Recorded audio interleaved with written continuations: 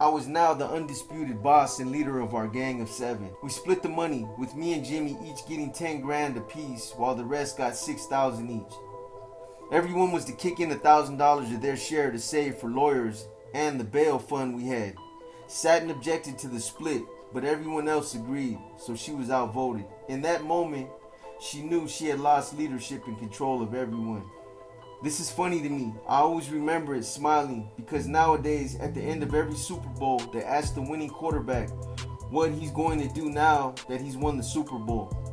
Nowadays, they are paid to say, as a commercial, I'm going to Disneyland. This was the early 70s when we committed this crime, so they had not started saying this yet. All of us were asking each other what we were going to be doing with our share of the money. Back then, this was a lot of money. Jimmy said, I'm going to Vegas. Tony and Dorian said, we're going to Reno.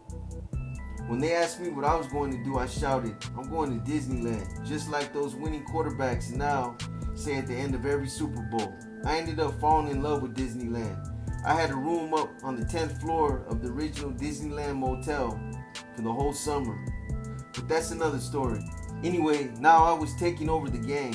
That day, I took control, and Satin knew that I was now in absolute control of the game. We did a lot of major robberies and kidnappings and other things after that job. Satin could see that I was now becoming the person that she had wanted to create and control. She had thought to put a pistol in my hand, teach me things, and control me. The irony is this woman loved me. She worshipped me. She really did. She fell so madly in love with me that it was crazy. She was obsessed with me, and yet years later, she would be involved with the murder of my mother. That night, we were all sitting around feeling good about our success. Everybody was drinking cocktails, rum and coke, vodka and orange juice, stuff like that, except for me. I was sitting there dipping cookies in milk. I laughed at the thought that here I was, the leader of this gang of older, more experienced and seasoned felons. Here I was dipping cookies in milk. Our bank was Satin's idea so that we could have bail money, lawyer money, and bribe money, plus money to pay for our supplies and rental cars that we would use in all our future crimes. I knew Satin was not an enemy to make, and while it became clear that day that I now was the leader, it made her feel better about it that I put her in charge of our bank. Years later, when I would join the La Nuestra Familia, I would be in charge of establishing regiments on the street with regimental banks. This experience would give me the advantage over other soldiers, and they're trying to establish regimental banks and securing bail bondsmen, lawyers and judges, and police we would bribe. Remember, at this time, I was not even 18 years old yet. All these experiences were preparing me for a few short years later when I would join not just another prison gang, but an organized crime family, La Nuestra Familia. After everyone had gone and Satin and I were alone, I told her that I knew the truth, that she had seen me in the potential, and that her plan had been to put that pussy of hers on me and put a pistol in my hand, teach me things, use me, and control me to be her personal gunfighter and gangster. That even with this job we had just finished, that she had picked this guy because he had used her to help him get organized, and then he kicked her to the curb. She knew we wouldn't find all that money she said he had, that either I or Jimmy would get so pissed off that we would just kill him. But I spoiled her plans by coming up with my own plan once her plan had failed. That I felt she had owed me an apology and proof of loyalty to me, like she had pledged to me after the contract killing fiasco the night we fucked each other's brains out. She was too quick to apologize and reaffirm her loyalty and her word to me. She asked me what I wanted as proof of her loyalty and acceptance of me as the new undisputed leader of the gang. Did I want her to kill someone to prove her loyalty? I said no. I'm gonna get something you promised. You said you would never be jealous of any other woman that I wanted to fuck, and that you would even get the woman for me if I told you to. Satin always had a few girls that hung around her, worshipping her and admiring her. Eventually, she would turn them out to work for her and to just have sex with them. There was this English girl. She had been grooming her for her own seduction. She was actually just a plain, square hippie folk singer, but I found her accent sexy. So I told Satin I want her to bring Jenny with us to Disneyland as a nanny for the boys. I wanted to fuck her while we were there. And I didn't want no jealousy shit. I wanted a threesome. I just wanted her to myself. I saw in her eyes I had hit a nerve. She was jealous. I wasn't sure if she was jealous because I wanted to fuck the shit out of this square looking broad, or jealous because she had wanted to eat this girl up first before I had her, or jealous because I had refused her compromise of a threesome. Satin was a professional, and she knew I would just fuck the shit out of this little broad and forget all about the broad once I had satisfied my own lust with her. And there would be other times to still try to regain control over me. So she agreed, and we had a great time going to Disneyland and staying there for a few nights.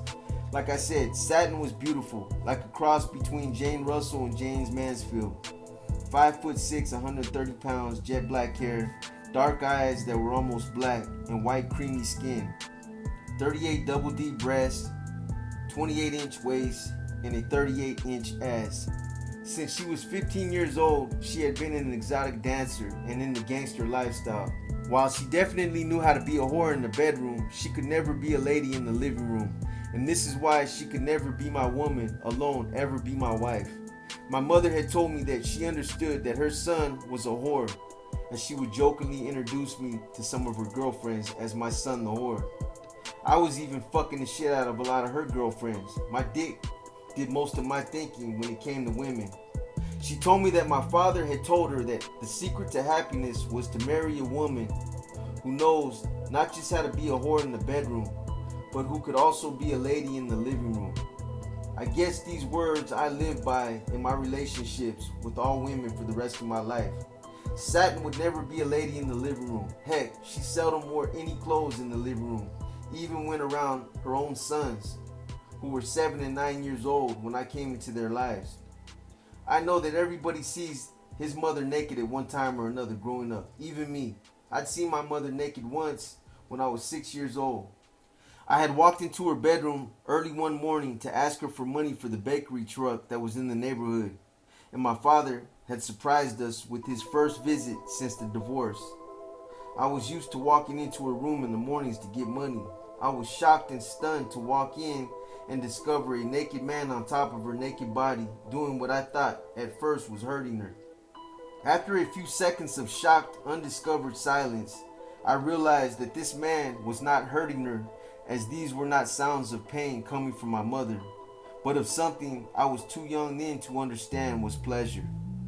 This naked man seemingly pounding her into the mattress was my father. Quietly I backed out of the bedroom, and they never even realized I had come in. I ran to tell my brothers and sister, "Daddy's here, Daddy's here." The next time I saw my mother naked, I was 13 years old and had come running into the bathroom from diarrhea, not aware she had been in there showering and had just thrown open the shower curtains to reach for a towel to dry off when I burst in trying to reach the toilet before I shit all over myself. She yelled at me to get out as I tried to explain I had diarrhea bad. And while she was wrapping herself in the towel to cover up, I ended up shitting all over myself before I could get my pants down and sit on the toilet. She realized I had just shit all over myself.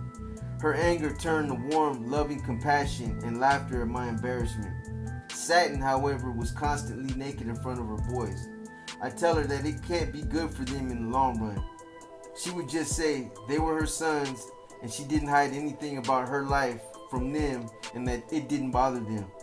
I could see that sometimes it embarrassed them, especially when men were around and they would ask her to put some clothes on to stop embarrassing them. She would make jokes about it and tease them a little, but she would put some clothes on for them. Like I said, Satin could never be my woman, although I did care for her, and in my own way I even loved her. In spite of what she thought, it was never the age difference. I loved older women. No, it was that she was the best whore in the bedroom I'd known yet in this early age of my life. But she was not and never could be the lady in the living room.